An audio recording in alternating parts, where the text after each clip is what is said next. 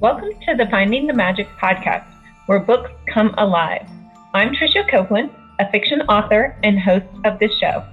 If you love books, finding great reads, and hearing about the story behind the story directly from the authors, this is the place for you.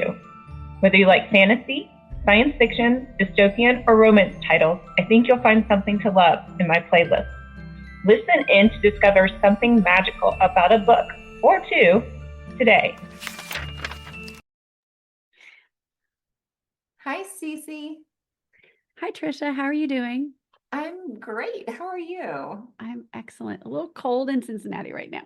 Okay. I think it's cold all over the country. It's just Mhm. weird. Although I'm in Colorado and I looked in Wyoming and Montana and it's like 10 degrees warmer there than here. And I thought, that seems wrong, but okay. Yeah, that does seem wrong. Yeah. Today we have author Cece Robinson. Is it a YA series? It's YA, It's a right? YA dystopian series. YA Yes. dystopian author, and I'm super excited to dive in. This is one of my favorite genres.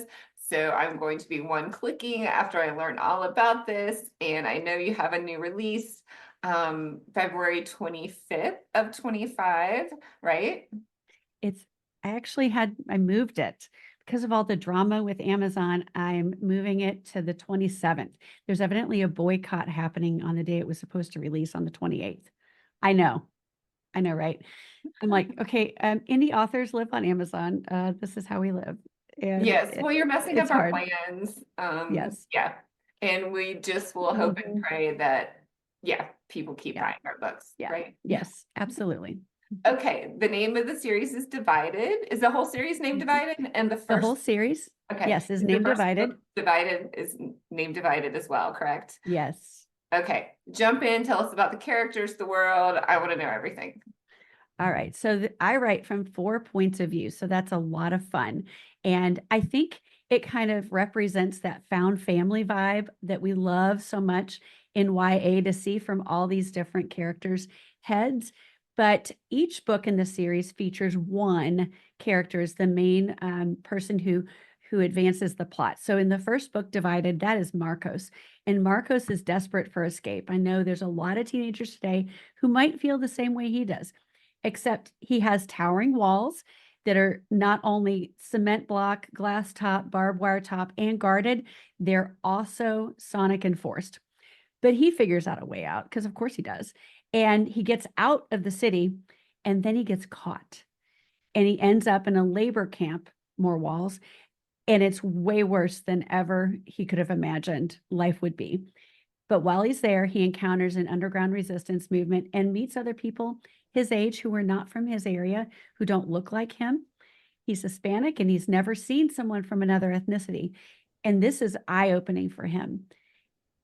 So when he's there, he decides, I'm going to get involved in this rebel movement and we're going to free the camp, as you do when you're 18 and you find yourself in a labor camp. And lo and behold, the whole story is about how they all connect together, the four different main characters coming together and working to free this labor camp. And the novellas are, which Deception is a novella. It is meant to be read in between Divided and Caged. Caged is book 2 coming out in the summer. But Deception, which is coming out on the 27th of February, is the story of one of the side characters. So Rose, who is one of our main characters, she's from our little Asia area, and she's a physics and math genius, but maybe a bit neglected by her mom, because her mom is a big rebel spy. And she's high up in not only the underground, but also in the city. And she finds out about a plot that has to get stopped. And so she travels to the underground's national headquarters, which is located deep in the Appalachian Mountains in the hollers of what is now Eastern Kentucky, in a saltpeter cave, which that is so cool. And I'd love to tell you more about that. And when she's there, the master of secrets herself gets bamboozled. And all of a sudden, her life is at risk.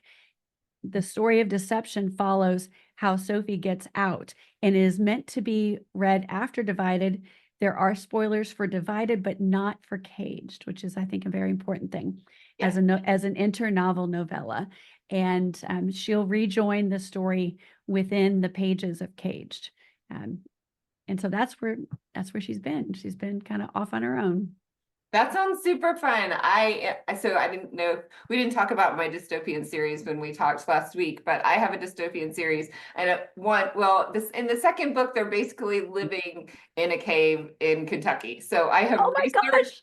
those caves in Eastern Kentucky, like to the hills as well. So yeah. I love that. Oh my gosh, now I got to go get your series. Sorry, we're fangirling here. Can we just, we need a moment to fangirl, like forget about everybody else. I adore that area of the country because it's so isolated and you can be in one area and like never see someone from another area. Like it's really isolated. It's the perfect place for a rebel movement, I think. Yeah, when I was picking, well, mine's futuristic and we have climate change. So like the lower half of the United States is not even occupied anymore. Everybody's moved north. And so they have to pick somewhere outside the borders. And this is the cave region where I found they could hide down in the caves without being detected. And then they have a river beside them so they can get places. And yeah, it was just the perfect place. So I agree. And it's a lovely area. I haven't been there yet. That's like one of the places in the country that I've driven through Ohio. Maybe I have driven through part of Kentucky, but that's one of the places like I want to go and visit because it just looks so magical. You absolutely have to. When you go, you need, if you can, time it for in May and go visit the Great Saltpeter Cave. It's an enormous cave system that formed out of saltpeter mining in the War of 1812. And there's a cavernous great room that makes an appearance, or something like it makes an appearance in Deception. And Cool. I just love, we toured that as a family way back like a decade ago. And I was like, I have to put this in a book. Fun. Well, definitely I'll have to look up yours and look up so my mind doesn't like come to the like exact name of the cave that I put in there. It's been a few years, but I will look that up and let you know that as well. So how did you come up with the idea for these books or the series? So I was inspired by an all-night dream. It was in 2012, and we were supposed to be in post-racial America, and Trayvon Martin had just been killed. And no, we're not in post-racial America. And I was very disturbed. I was praying a lot. And one night I had this all-night dream where I saw our nation decades in the future divided into ethnic groups and walls between those ethnic groups, never interacting. And I saw also teenagers who were growing up in their areas, never having set foot in another area or having even interacted with someone who didn't look like them. And my heart just broke for them. We have this great multicultural blend in America. And what would it look like if we lost that? And that became the driving force behind the Divided series. I also met all the characters. So they just kind of introduced themselves to me and said, we need freedom and we need your help. I was like, okay, is this normal? I don't think this is normal, but I don't know. Maybe it is normal the more authors I talk to. So that was the inspiration and how I got started on Divided. That sounds neat. I mean, it's a little bit Divergent-esque, right? With Divergent was the one where they had the 4 sects, right? Yes. Depending on, yes. And yeah, it sounds like a little bit like that, but more like hitting home of or reflecting our society now, maybe. Yes. Yeah, I loved Divergent and The Hunger Games, Maze Runner, The Giver, like all those classic YA dystopian novels. It's weird to say classic about something that was written 20 years ago, but I guess it's almost a classic. And I definitely took some cues from how they structured the narrative, especially not necessarily the first person point of view or confining to one person's point of view, but the idea of weaving hope and courage and this thread of survival all the way through the narrative is something I really wanted to do. Neat. Mhm. And how did you decide that it was going to be first person from these four different characters? So it's actually third person. Third person. And I decided it wasn't first person because that was confusing. Right. So I did third Got it. person. I do a limited point of view. And I wanted us to feel like we're kind of sitting on the shoulders of all of the protagonists, but also we can kind of see into their brains. And so we are definitely feeling what they feel, seeing what they see, but we're also limited to what they know, which I think is valuable because then you have the element of surprise and tension and conflict. Yeah, because I guess I still pretty much primarily am a first person POV writer. And so like in my first dystopian, I went back and forth between the two main characters. But I didn't have four because that would be like, yeah, too confusing and maybe too choppy. So that sounds like a really neat novel. And so that's interesting too, because I don't know if we talked about my Kingdom Journals books last week, but they are first person, but in each book, it's written through the POV of a different person, but it makes the story, keeps the same story narrative going. So it's sort of the same feel, it seems like, as to that way of writing or a series. Yeah. I definitely did that with choosing one character to advance the plot for each book rather than it feeling like everybody has that role. They're working together, but there's definitely a major in each of the books. And Marcos gets that starring role and divided. Then Rose is engaged, and then Harriet gets betrayed, and Jason gets united. So they each get their turn to kind of advance the plot. And that's the book that they tend to go through the most character development as well. Right. That's neat. And probably you can hear their different voices, their different backgrounds coming through, and their different life experiences, but blending all those life experiences into, a force that hopefully that does not end up like Divergent. I'll just say that.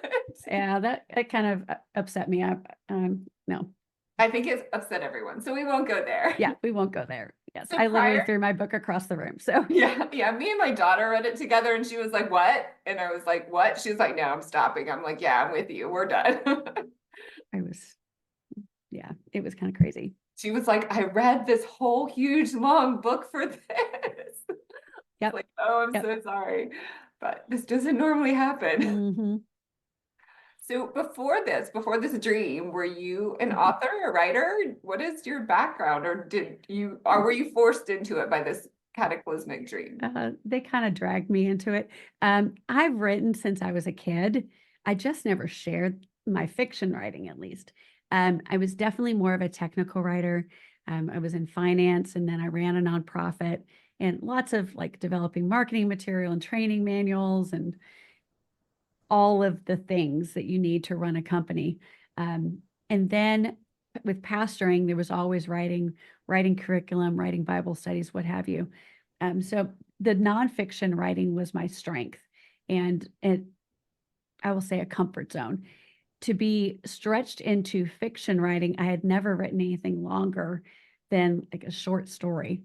And to tackle a series was a bit daunting in my mind at first. Now, maybe there are some writers out there that are just built different and they can start their first novel and it turns into a series and there's no problem. I was not one of those. My first draft was abysmal. My second draft was not much better. Finally, by the fifth draft, I was like, okay, I think this is ready. And then developmental edit. I had it in 3 books because I was like bound and determined I'm gonna be a trilogy. Problem is, when you have 4 main characters, then you're shorting 2 characters. They have to share. And I was like, this doesn't fit. It's not working. And she's like, just split it. And so we split the first book into 2, and it's just been a much better process since then. And layering in like things like world building and characterization was something I've had to learn, but it's been a joy and has actually been kind of fun to do. So it's been a journey, but it's not one that I would have traded.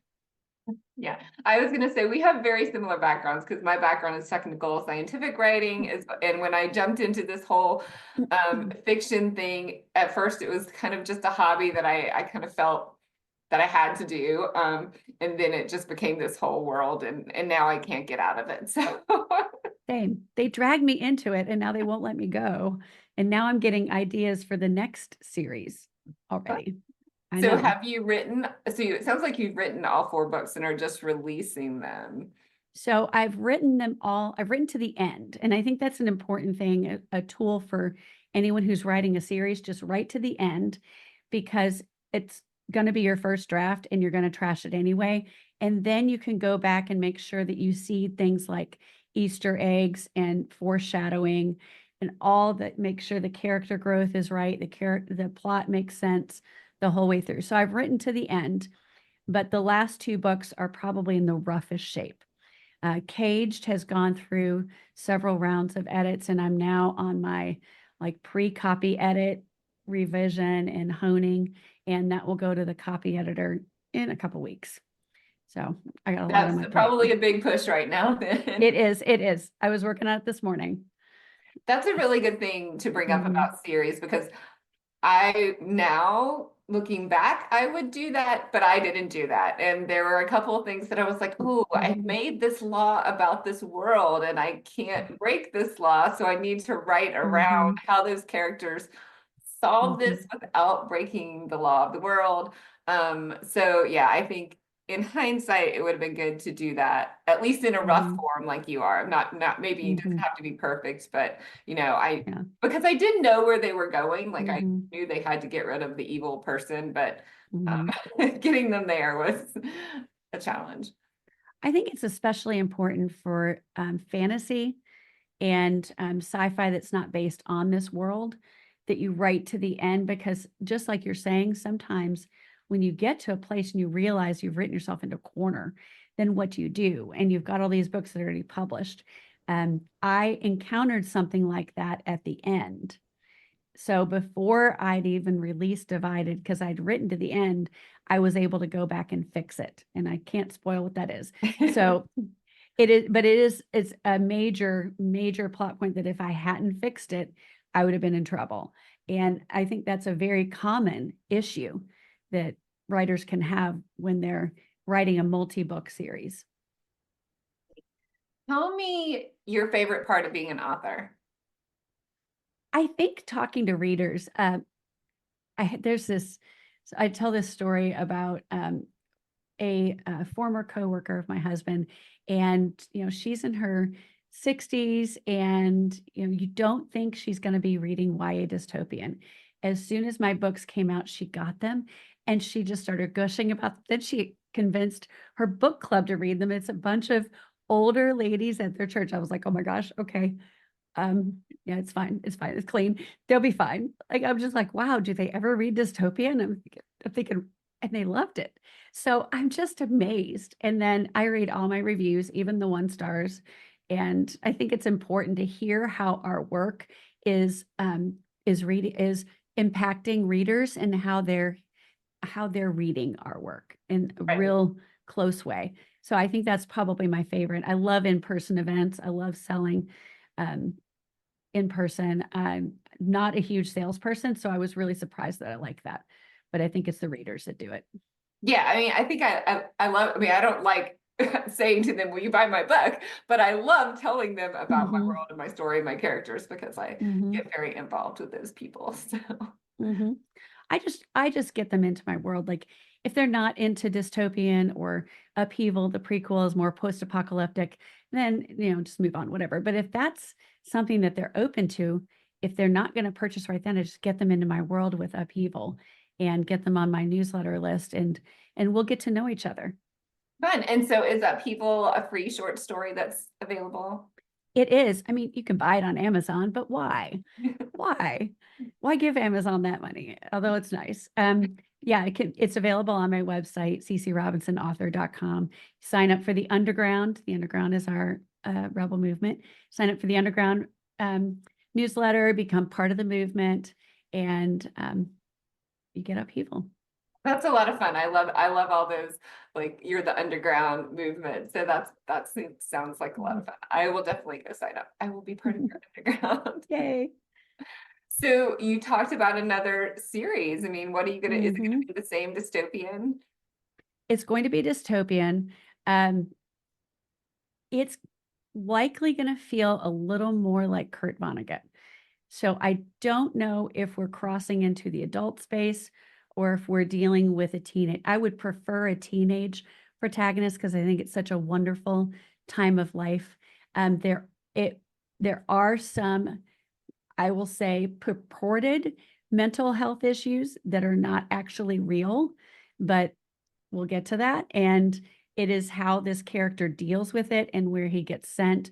And so it's maybe a little bit more mature than a typical YA. I put at the high end of YA. But that's been a concept kind of floating around in my brain. I was trying to squeeze it into a short story for an anthology, and it's not behaving. Oh, well, it will. Maybe you have to finish this one first and then. I think I need to finish it. That's what I told the anthology coordinator. I was like, this is not going to be in the word count you want. It's going to be a lot longer. So I have a feeling it's probably going to be a duology by the time I'm done. It needs a little bit more depth and a little bit more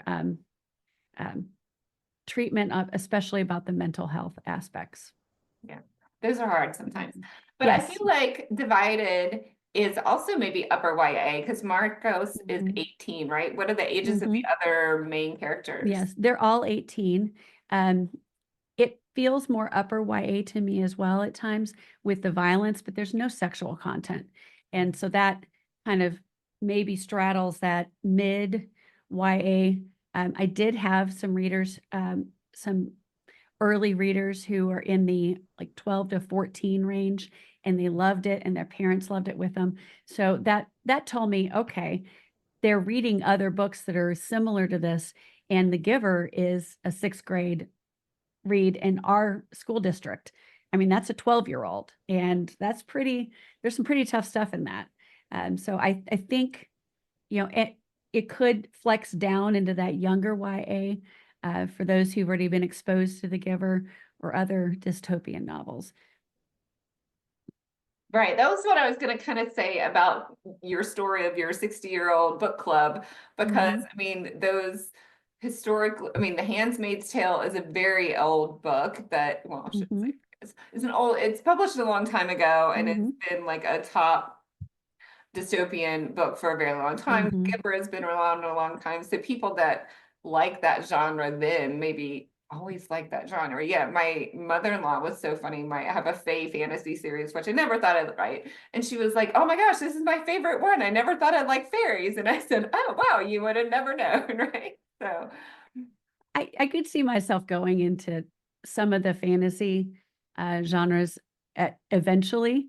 I don't want to do it right now. I've got too many dystopian ideas and even post-apocalyptic ideas kind of rumbling around in my brain. So we'll give them some time to get out. Neat. But there's some fantasy back there too. Well, that's okay. We love you still. Well, fun. Tell us about where we can find you. You told us a little bit about that, but where can we find you? Where we can we get your books? The best place to connect with me is going to be on my website at ccrobinsonauthor.com. You can buy signed paperbacks there. There's links to all the stores there as well, and find out more information, see all of my many media appearances. All of that is there. And I'm on all the socials at CC Robinson Author. So, well, thank you so much for being here, and we will definitely have to have you back in the summer. I want to hear all about the next book. I'm so excited.